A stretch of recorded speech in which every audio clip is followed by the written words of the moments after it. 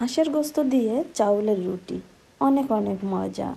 হ্যাঁ, আজকে শবে বরাত উপলক্ষে আমাদের বাড়িতে হাঁসের গোস্ত রান্না হবে এবং সাথে চাউলের রুটি। আমার কাছে অনেক অনেক টেস্ট লাগে, জানি না কার কাছে কেমন লাগে। তো আমার আম্মা জান এখানে পানি দিয়ে দিছে কড়াইয়ের মধ্যে। পানিটা বলক ওঠার পরে আটা দিয়ে দিচ্ছে। আটাটা মূলত সেদ্ধ করতে হবে, সেদ্ধ করে রুটি বানাইতে হবে।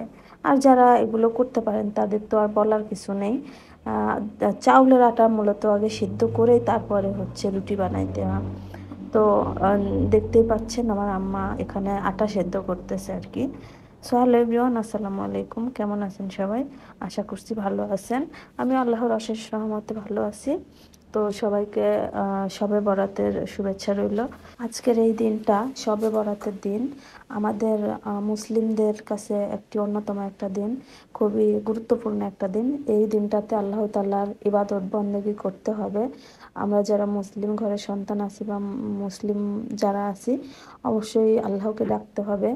এই দিনটা আমাদের অনেক অনেক গুরুত্বপূর্ণ একটা দিন। এই দিনটাতে মূলত আল্লাহর কাছে যেটা চাওয়া যাবে আল্লাহ তাআলা সেটাই দিবে আর কি। তো চাওয়ার মতো চাইতে হবে আল্লাহর কাছে। ঠিক আছে, সবাই দোয়া করবেন আমার হাজবেন্ডের জন্য, প্রবাসী একজন মানুষ। আমরা সকল প্রবাসীদেরকেই অনেক অনেক দোয়া করব।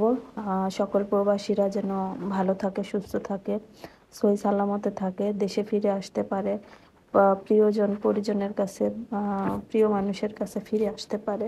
সবাই প্রবাসীদের জন্য একটু দোয়া করবেন। আর এই শবে বরাতের রাতটাতে আল্লাহ তাআলার কাছে যে দোয়া করা যাবে আল্লাহ তাআলা কবুল করে নেবেন। সো আমরা সকলে প্রবাসীদের জন্য একটু বেশি বেশি দোয়া করব। সব কিছুই আছে, কিন্তু নেই শুধু আমার প্রিয় মানুষটা। অনেক অনেক মিস করতেছি।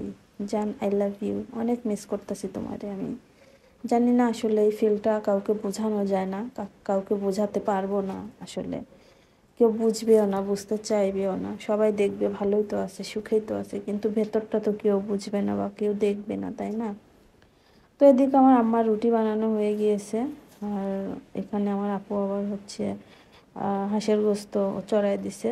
হাঁসের গোস্ত বলেন আর গরুর গোস্ত বলেন, যাই বলেন না কেন, আমার আগে আলু থাকতে হবে। আমি আগে বেছে বেছে আলু খাই। তো হাঁসের গোস্ত এমনিতেই অনেক অনেক স্বাদ, তো অনেক তেল ছিল।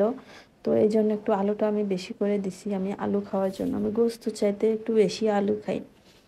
তো আলুগুলো একটু বড় সাইজ করে কেটে দিয়েছে, যেন আলুটা গলে না যায় আর কি। তো ঠিক আছে, সবাই ভালো থাকবেন, সুস্থ থাকবেন, আর দোয়া করবেন আমাদের জন্য, আমার হাজবেন্ডের জন্য। আল্লাহ হাফেজ সবাইকে।